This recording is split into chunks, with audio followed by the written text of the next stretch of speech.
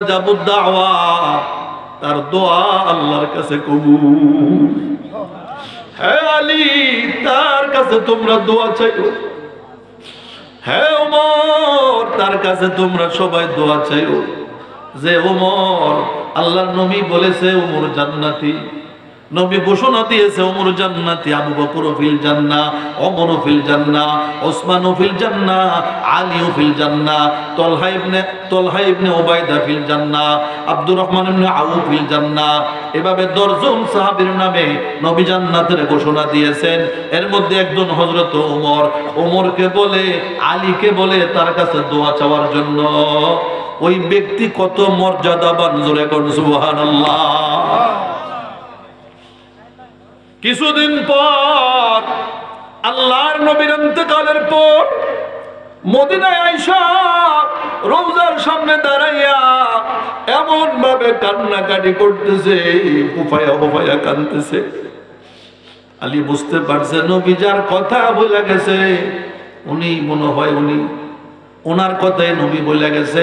কাছে গিয়া দাঁড়াইয়া শুনতেছে, এমন ভাবে কান্নাকাটি করতেছে, দৌড়ে গেছে হযরত ওমরের কাছে। ওমর, আল্লাহর নবী যার কথা বলে গেছে উনি তো আইসা পড়ছে, চলেন ওনার কাছে দোয়া চাই। কেমনি চিনবা? নবী না বলে গেছে আলামত, তার কোমরের মধ্যে কালো কালো দাগ পাওয়া যাবে। ওমর দৌড়ে আসছে, এ আল্লাহর বান্দা,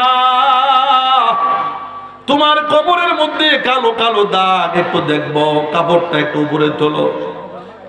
ডাক দিয়া দেখে, হে আল্লাহর বান্দা, 2 কোমরের মধ্যে গরুর আফলার মতো কালো কালো 2টা দাগ। জিজ্ঞেস করে, ওমর, হে আল্লাহর বান্দা, তোমার কোমরের মধ্যে এমন দাগ কেন? বলে, আমার মা অসুস্থ, বুড়া মানুষ, আমি ডান কাঁধের মধ্যে সবসময় মায়ের কোলে রাখতাম। এখান থেকে আমার মারে আইনা আমি বাম দিকে বসাইতাম, আবার বাম দিক থেকে ডান দিকে নিয়ে আসতাম, আবার ডান দিক থেকে মায়ের কোলের মধ্যে রাখতে রাখতে আমার 2 কোল 2 দিক দিয়ে কালো দাগ হয়ে গেছে। বলে, এখন কি হয়েছে তোমার মা, কি অবস্থা? বলে, আজকে কয়েকদিন হয় আমার মা দুনিয়ার জমিন থেকে বিদায় হয়ে গেছে।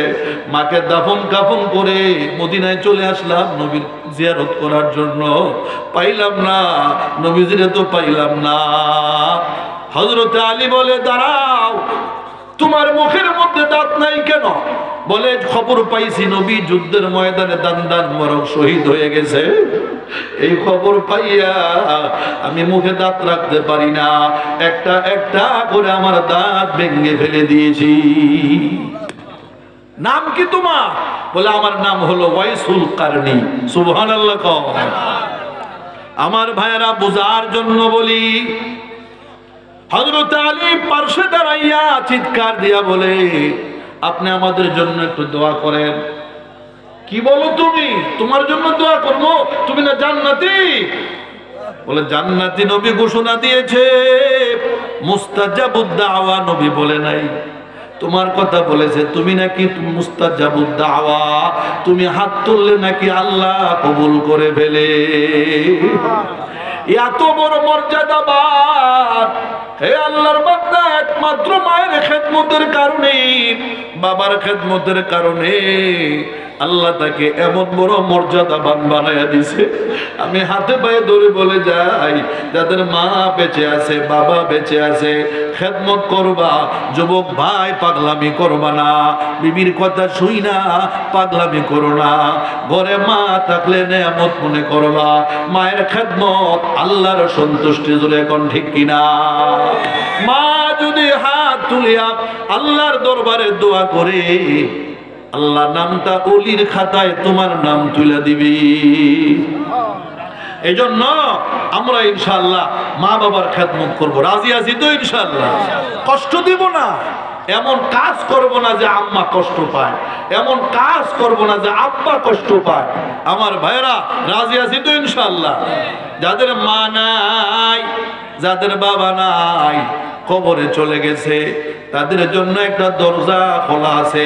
এই যে মাদ্রাসা, এই যে মসজিদ, এগুলির দরজা খোলা। এদের নামের উপরে কিছু আল্লাহ রাস্তায় খরচ করবেন, এতিমকে দিবেন, অসহায়কে দিবেন, বিধবাকে দিবেন। গ্রামের মধ্যে বহু গরিব, কারো কাছে বলতে পারে না, হাত পাততে পারে না, খোঁজে খোঁজে তাদেরকে দিবেন। মনে করবেন আমার মায়েরে দিলাম, আমার বাবারে দিলাম। এমন ভাবে যদি আপনি খেদমত করতে পারেন, আল্লাহ জান্নাতের মেহমান বানায়া দিবে। 10টা কাজ আমি বলি, দোয়া করতেছি ইনশাআল্লাহ। কষ্ট হবে? কষ্ট হবে। 1 নম্বর হলো শিরিক করব না। 2 নম্বর হলো মা বাবারে কষ্ট দিব না। 3 নম্বর কাজ ওয়ালা তাতরুকান্না সালাতান মাকতুবা। 3 নম্বর কাজ হলো ফরজ নামাজ তরক করব না। ফরজ নামাজ তরক করব না ইনশাআল্লাহ। রাজি আছি তো ইনশাআল্লাহ? 5 ওয়াক্ত নামাজ পড়ব, রাজি আছি তো ইনশাআল্লাহ?